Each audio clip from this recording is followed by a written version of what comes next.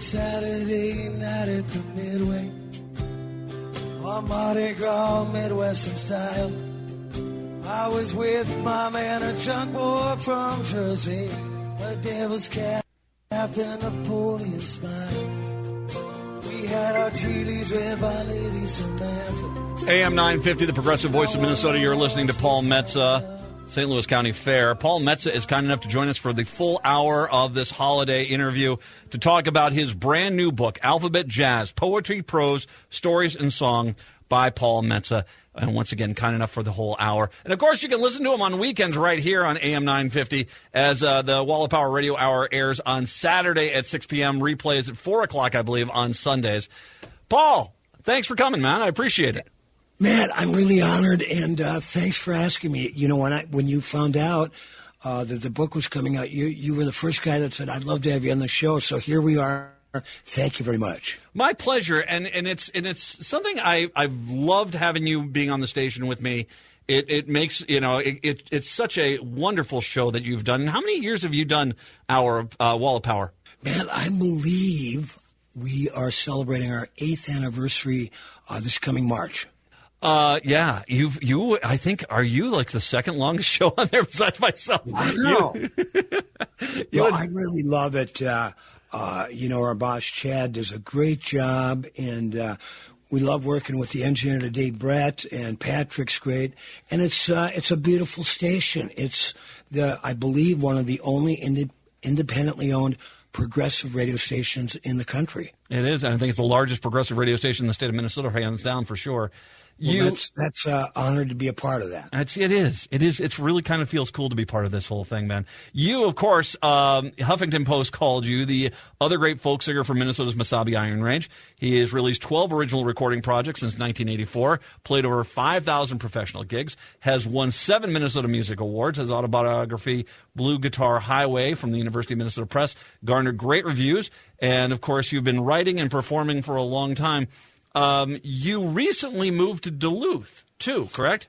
I moved to Duluth. My first night was July 3rd, 2021, and just as fate would have it, for 1 year, it just kind of dropped out of the sky. I was renting the first floor of Bob Dylan's childhood home. Really? Yeah, it was nuts. I knew the landlord. He doesn't rent the upstairs. That's where the Zimmermans grew up. And so he's kind of keeping it really of the time. He's got Bob's high chair there, Bob's little baby crib, and then he's kind of just doing it. He bought a 1935 Merrimack refrigerator and an old stove. So eventually, the guy's name is Bill Pagel, is going to turn it into, a museum. But the first floor was open, and I ended up there. And part of my renter's duties were I had to man the guest book. Mm-hmm. Where is this in Duluth? If I can, without giving away your address, but where is this? What area of Duluth is this in? Let's do this. If you would drive downtown Duluth and you would go to what was the old Hotel Duluth, which is now Great Sloan Plaza, you hang a left there and you go up 5 blocks. You'll be right in front of it. And it's, you could Google it and it gives you the address. But it was fun. I bet I had... Just when I'd, be drinking coffee in the morning on the porch, maybe something a little stronger after 5, people would come up, and you knew they were there to take pictures, and they were all so kind. But I bet, Matt, over the course of the year that I was there, there was just between 70 to 80 separate parties. I'm talking teenagers from Wisconsin youth camps to retirees in their RVs, to people that just happened to be in town for a wedding that heard about it. So I would have them sign the guest book, date it, say where they're from, and then if I had one of my CDs hanging, laying around, I'd what David Carr used to go, I'd slime them with one of my music CDs, and I told a friend of mine it was like the Jehovah's Witnesses in reverse. Well, it's got to be I mean, there are houses like this. I mean, I know they had some of like the great architectural houses, the Frank Lloyd Wright place, that place over in Cloquet, the gas station. People stop by there all the time to see the thing. But it's got to be a wild perspective to be the person there. Yeah, it really is. And when you came in that back door, where young Bob, he used to go to Nettleton Kindergarten, which was only 2 blocks up the alley, and so he'd come in you could, go in the front door too, but I'm guessing when he'd come home from kindergarten, he would come in the back door, and that hallway in the back, my door on the first floor is on the right, then the stairway to the basement, and then to get to the Zimmermans, you'd go up a stairway to the second floor. But it had such beautiful acoustics. I wouldn't doubt if, Dylan just would sit around and whistle in that back hallway because it was so beautiful. Now, what was interesting about that house, Matt? Bob Dylan is a huge Civil War historian. It's one of his passions. He's written several tunes about that era. One of his greatest tunes you could find on YouTube called Across the Green Mountain, which was in the movie Gods and Generals. I was walking down the alley one day, walking my dog Blue. A guy was mowing the lawn. He had a tie-dye T-shirt on, ponytail, and it looked like a bit of a hippie. And so I just stopped to say hi and said, hey, I just moved in the neighborhood. I said, are you mowing lawns or do you live here? He goes, no, I live here. I said, well, I just moved in. I moved into Dylan's house up the alley. He goes, well, I live in a historic house too. And I said, how's that? He lived in the house that a fellow named Albert Wilson. Some of you Civil War buffs might know that name. He was the oldest living survivor of the Civil War. Lived at that house just right down the alley on 5th Street for almost 40-some years. And Albert Wilson was from southern Minnesota. He joined the Union Army in 1963 as a 14-year-old, as a drummer. Fought at Gettysburg with the Minnesota unit, and there's actually a commemorative small statue of him down there, and there's several statues of him up here. He lived to be 109 years old, and when he died in 1956, they had his funeral at the Duluth Armory, and it was overflow crowds, over 1,500 people, and all the dignitaries and military people came. But great story. Google Albert Wilson, Woolson. I will. So that's what I think when the school, Nettleton School, not just Bob's kindergarten class, but they'd on whatever day it was, Albert would be sitting in his backyard, and the school kids would walk by holding flags, and they'd salute him. Mm-hmm. So that's kind of where I think Bob might have picked up his Civil War Jones. I wonder if he did, because, I mean, he went through the Minnesota First at Gettysburg. I mean, he was that's amazing, because there are so few Minnesotans that survived that. But at that moment, Minnesota saved the Union, thank God. And wow, that's amazing. It's so unique that now, as we step back in time, those two individuals were literally neighbors, living right near each other at some point. Half a block away. Yeah. That's incredible. That's incredible. I find it really, really fascinating. Now, the other part, speaking of geographical coincidences, Matt, and you and I, you've got some roots in my hometown, Virginia, Minnesota. I believe is it your mother or your dad from there? My dad's from Virginia, Minnesota, and of course the family is there. When they discovered iron ore, my great grandfather James Scott McNeil, who was the drummer in a New York regiment from the Civil War, he came to northern Michigan. He was in Agani, Michigan. When they discovered iron ore in Minnesota, he came over with my great grandfather Emerson Duncan Sr., and they were in Virginia there as well. So that ended up, coming down the line. Eventually got to my dad there. So they were there when the lumber industry stopped and the mining industry began. Wow, my mother, who was raised in Bemidji. She had some aunts and uncles named the Merritts, and they came with the Merritt brothers. Their last name was, my mother's maiden name was Paul, which is where I got my first name. But they came, a few of them came on one, I don't know if it was the original one, but the Merritt brothers, who, and I think it was the late 1880s or 1890s, discovered iron ore on the Iron Range, right? In our area there in the Virginia Mountain Iron area. So I had relatives that came with them. So it's fun. That's why we love history, right? Yes, man? Indeed. Well, Merritt Rift, isn't that? I thought I heard of that. Isn't there Merritt Rift up there? That must have been where they found it? I'm probably. Yeah. I would guess so. Wow. You know what was? Let's see. There's an airline. What the hell's the name of it? They're based in Seattle, Washington. It'll come to me by the end of the interview. But I went up to Hull. You've been to Hull Rest Mine, right? The biggest open pit mine in the world outside of Hibbing. I mean, it's like if somebody doesn't do an apocalyptic movie there, they're really missing it, man. It's just like Star Wars, you know.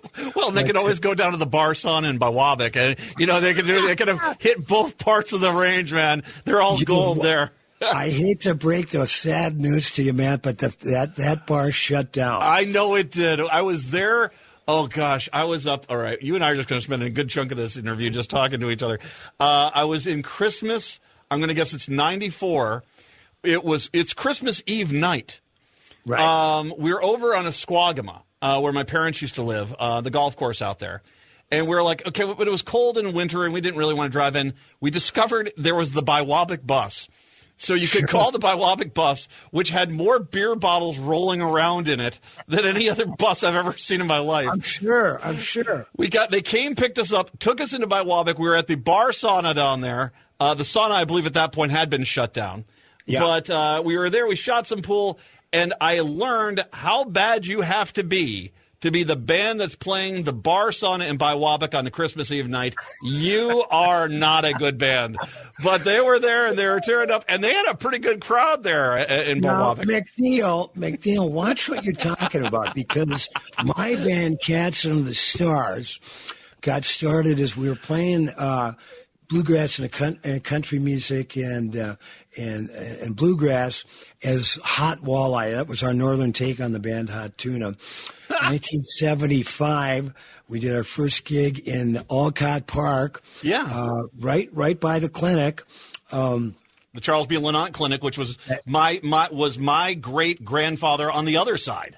That's right. And that was right across the street from the park. So we had a gig August 17th, 1975. I took this name, Cats Under the Stars, out of Crawdaddy magazine. It was a stoner comedy article that Robert Hunter for the Grateful Dead wrote, but it had nothing to do with the Grateful Dead. It was stoner comedy.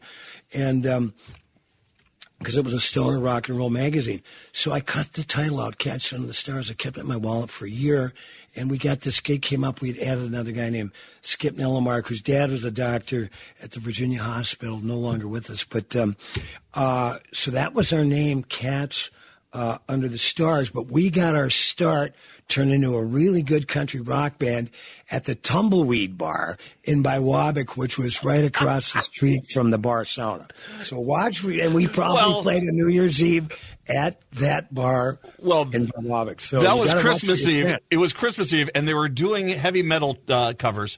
And, I said, this is the holiday spirit right here, the bar sauna in Biwabik with some heavy metal music. And, of course, my brother Chuck was trying to pick up the local ladies. I'm like, do we really want to have this walk of shame on Christmas Day morning? I don't think we do. But they did haul us back, and there were even more beer bottles on that bus when we got back to Esquagama. It's funny, it's not that phenomenon is not just unique to Biwabik, as you know. No, it's not. So, brings up a good question. You're in Duluth now, of course, longtime Minneapolis, St. Paul, the Iron Range. I want you to tell me right now your thoughts on the difference in the music as it generates in each of those areas, because there is a very unique music scene in all three of those areas. Oh, you're absolutely right. Which one do you want me to talk about first? Well, Duluth. Let's get it. Now that you're up in Duluth there, what have you seen and what have you experienced up there as now a resident? Well, I've been, actually peripherally a part of the Duluth music scene since I was a kid. Mom and Dad used to take the family down. We used to go to the Duluth Armory, to the Duluth Home and Boat Show. And there was a guy named Dick Contino. He was like the Elvis of the accordion. Handsome dude, and walked around sang and played his accordion. Years later, I was reading an interview with Roy Batan, the piano player for Bruce Springsteen, and he said one of his first influences was Dick Contino, wow. Which I always got a kick out of it. Actually, at a garage sale, I bought some Dick Contino records that one of these days I'm going to send to big albums. And then one year, George Goebel. Now, I don't know if you're old enough to remember George Goebel, yeah. Yeah, so he played there one year, and he was a Gibson guitar guy, so that was cool. 1974, when I was a senior in high school, my band Cats and the Stars, or my band Damn Everything But the Circus, won the WEBC Battle of the Bands. And then I would come down to shows. I saw, I forget, it was Slade, that glam rock band with Stories, and another band, the Duluth Army, hitchhiked down in February to see a rock show. I had no idea I was going to get back. Fortunately, I bumped into a neighbor on the north side of Virginia. But I did my very first big gig under my own name. My record, Paper Tigers, came out in 1984. And I opened up for Taj Mahal at the North Shore Theater, where my mother took my friends and I for my 13th birthday to see The Sound of Music. But that was really my coming out show. And so then over the years, I played in Duluth a lot. I was the first guy to open up Fitker's Brew House, which was one of the first brew pubs, I believe, in Minnesota. This was like 26 years ago. My friend Rod Raymond still runs it, and his partner at the time now has his own outfit called Earth Rider, and they've got a beautiful bar called the Cedar Lounge, all beer bar in Superior at the north end of Tower Avenue. So I played there a lot, and I played the Bayfront Blues Fest in Duluth for over 15 years. But back when I started, I then got on the board of directors about 10 years ago with Rod and Tim, because they owned about 5 different joints. Tim's a musician, and he and his brother, years before it, started a magazine called Ripsaw, which was kind of like a really DIY version of City Pages, but it really covered politics, but also the music scene. And Tim used to tell me back in the day, he goes, I really believe Duluth could turn into a small Austin, Texas. And damn, the dude was right on the money, because there is so much great music up here. I take a little credit. Back when I was booking Tuesday nights, the Artist Corner at Mayslax in Northeast Minneapolis, I'd have a couple $100 to throw around with musicians and burgers and beers. There's this guitar player that used to drive down just from Duluth to play 1 or 2 Tuesdays a month. And I'd always give him a little more money, for gas. And he was so good. He looked like a geography teacher, short hair, white shirt, played National Steel. And I go, man, you're good. What's your name? Charlie Parr. Wow. And now he posted something on Facebook. He's got there's people from 178 countries listening to him on Spotify. He's got to deal with Folkway Records. And then Jeff and I, we also booked Trampled by Turtles for their first Minneapolis gig. But anyway, so now I'm back up here. Those guys are like huge stars, as well they should be. But there's gigs up here. There's a lot of places to play, kind of almost unlike Minneapolis right now. Now, when I came of age in the early 80s and 90s and into the yachts and, through whenever I left a year and a half ago, or really before the pandemic, you could play all the time. That's how I made my living. I played 5,000 plus gigs. That's not the case in Minneapolis right now. You still got Palmer's. I'm actually recently did a book signing at Grumpy's, where they had a folk festival running for years. Of course, Shaw's Bar is now back up and running. But really, those little holes in the walls aren't what they used to be. And I think per capita, there's more live gigs in Duluth superior than there is in Minneapolis right now. I'm going to agree with you. Now we got to get a break in here, but I'm going to agree with you really quick here because I want to say I think these dive bars, they're just getting undercut by the cost of the property. And you don't get it anymore. And you're right, we don't generally have it. I mean, there's a lot of great bands coming up in Minneapolis right now. Gully Boys, Dury, that are coming up, but they're coming up via going on the road almost or on TikTok versus as when I was a kid where it'd be playing shows. They play 6 shows a week over at First Avenue or something like that on the 7th Street entry. And so, it is changing like that. I'll tell you what, let's take a break. We'll come back. I'll let you finish out your thoughts on Minneapolis and the Iron Range as well in regards to music. And then we got to talk about your book, Alphabet Jazz. Paul Metsa, kind enough to join us for a full hour here today over the holidays. It is, of course, one of the holiday editions of the show right here on AM 950. Jack Ruby when you were 21, who you treated brass knuckles for a caliber gun. In the Sherman Hotel, bootleg whiskey did run. Jack Ruby, when you were 21. Jack Ruby, when you were 35, set up shop in Dallas, you had nothing to hide. A nightclub of hookers in Cobb's.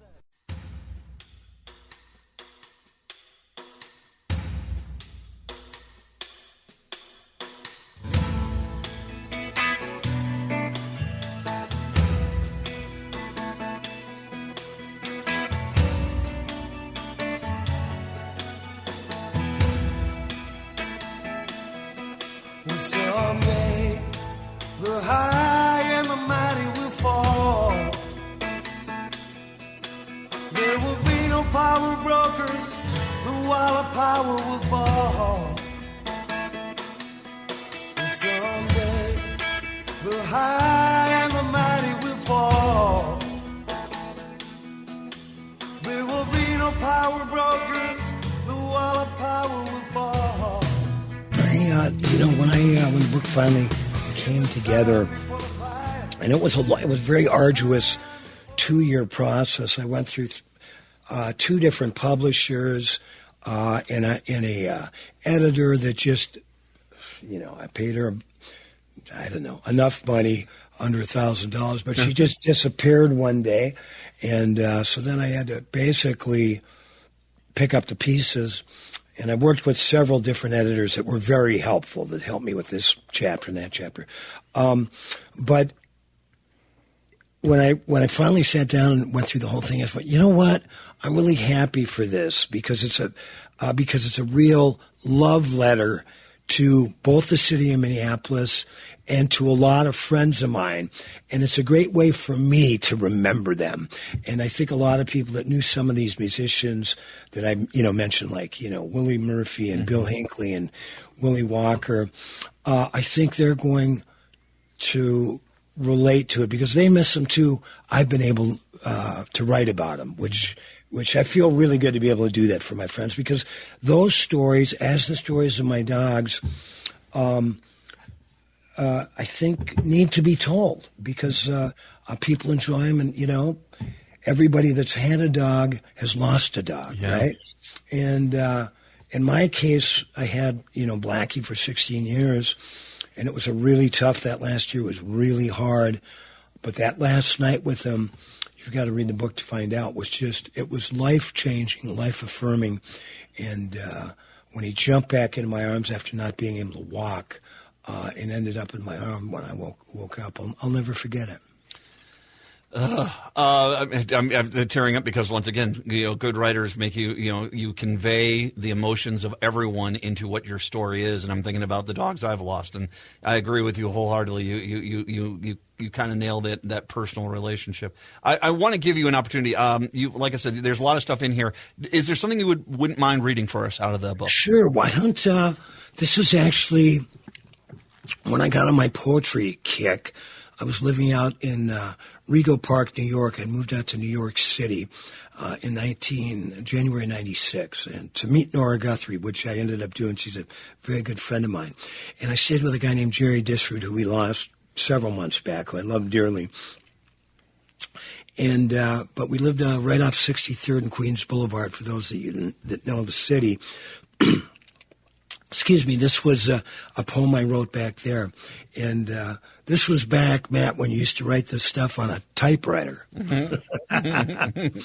All right, memo from Rego Park. A dog whistle wind at night, paint spray on disappearing street. Arpeggio vapor trail and a beach blonde discount. Trini Lopez and family too. 2 or 3 chord Monty Hall. Behind doors number 2 and 3. Give the Chevy Nova to someone who cares or needs it with Civil War alibis, cattle car, algebra, Lone Street Song.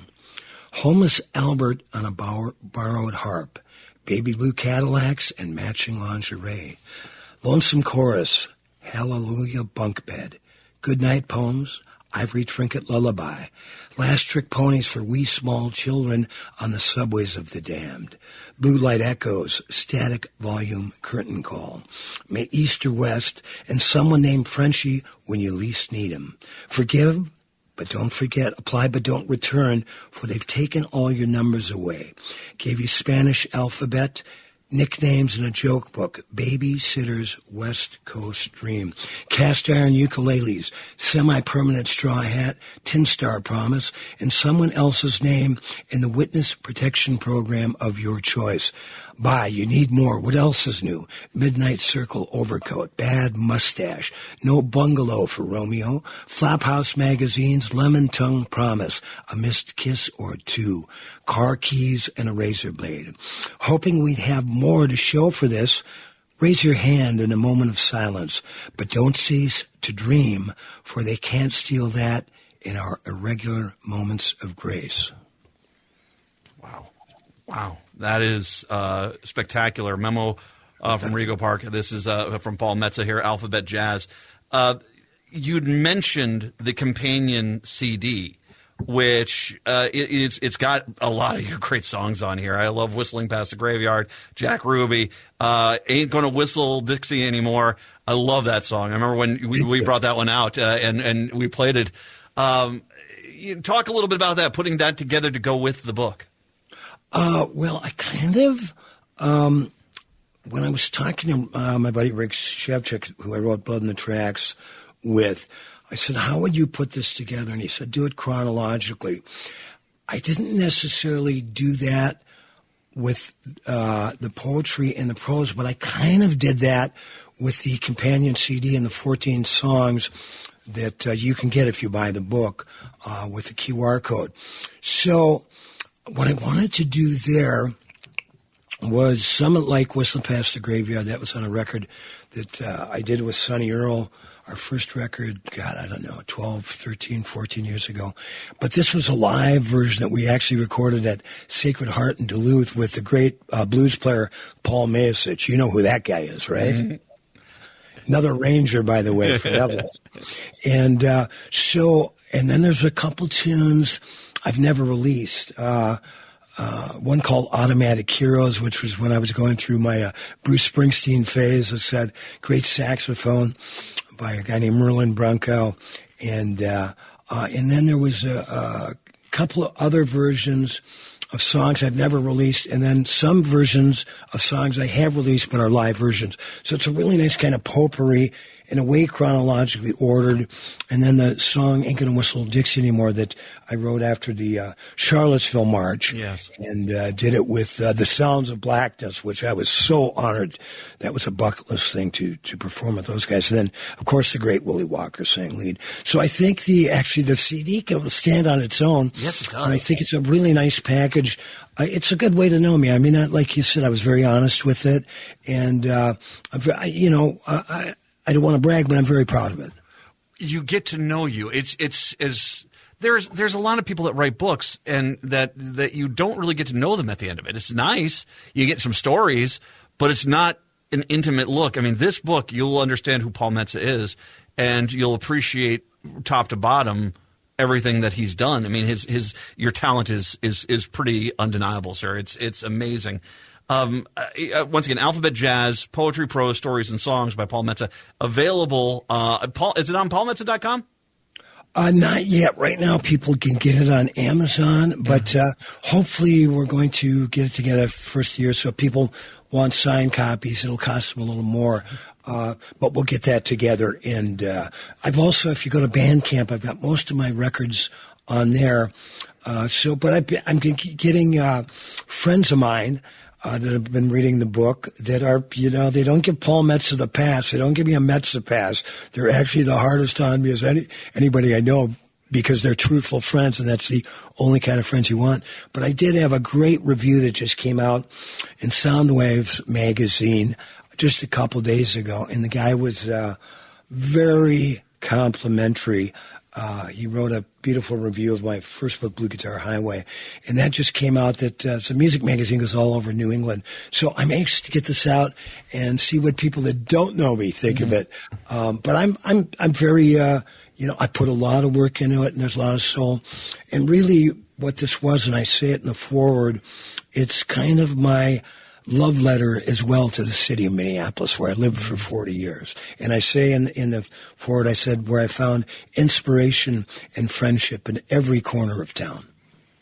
It is wonderful. Amazon.com. Go get this book. I can't recommend it enough. I did want to get back to our question about music, because okay, so you and I talked a little bit there before the break about the difference between Duluth and Minnesota. Compare that to the Iron Range. Talk about how the music evolves, creates differently on the range than it does in Duluth or Minneapolis. Well, it's funny you should say that, because the Iron Range has really always had a great music scene. When Bob started playing with his band, the Golden Chords, I was talking to my English teacher, Tom Moeller. It's a longer story, but Tom studied English under B.J. Rolfson at Hibbing Community College, and went from wanting to go and do sports and coaching to be, he got his English degree at St. John's. B.J. was also Bob Dylan's high school English teacher. I got to know B.J., and he was just a phenomenal, legendary English and humanities teacher. And I really believe you can trace Bob Dylan's 2016 Nobel Prize for Literature right back to this man. So I went up because I wrote a little piece on him for this book a guy named Keith Miles is doing in the UK. He's done 3 Dylan books, Dylan in London, Dylan in the Big Apple, and Dylan in Minnesota. So I wrote the foreword to that book. That's coming out in the spring. But I said, we've got to mention B.J. Rolfson, because I think Bob Dylan told B.J. that he's his biggest influence. And so I went up to interview my high school teacher, and who was B.J.'s student, and he was in rock bands. He grew up in Chisholm, and he was telling me when he was in high school, he graduated in 1964. He said there was a rock band in every town: Ely, Chisholm, Hibbing, Duluth, and the Electras in 1966, I think, had a top 20 hit. I think it was called 900 Foot Wave. The band in Virginia that when I was 12 and 13 was a Small Society. They won that same WEBC Battle of the Bands at the Duluth Armory and put out a record. Then we had the Armory, and the Virginia Armory actually had all kinds of bands from Minneapolis play there. But I was talking to a buddy of mine who said Van Morrison played at the Virginia Armory one night. Did he? Yeah. How long ago was this? Well, God, it would have been in 65 or 66 or 67, when he was just, making a name for himself. But now, so over the years, there's always been, because number one, if you don't play hockey in the winter, or you don't ski, you'll probably pick up an instrument. And which is what I did, which was dozens, if not hundreds, of musicians across the range have done. So there's always been music. Matt, you remember, you've been up to the range. You've seen polka accordion players, 2 and 3 pieces, sometimes solo. So there's still that going on, but there was always bands, country rock. The main street of Virginia, my hometown, 1976, there were 16,000 people that lived in town of 10,000 because it was the last big construction boom. Matt, there was on that Chestnut Street, 5 blocks long, there was 22 bars on that main street. We used to call it the gauntlet. If you could get up one side and down the other, you were I've done the gauntlet myself once or twice. So I will. I mean, there was now just on that street back in 1976, there were 6 bars that had live music.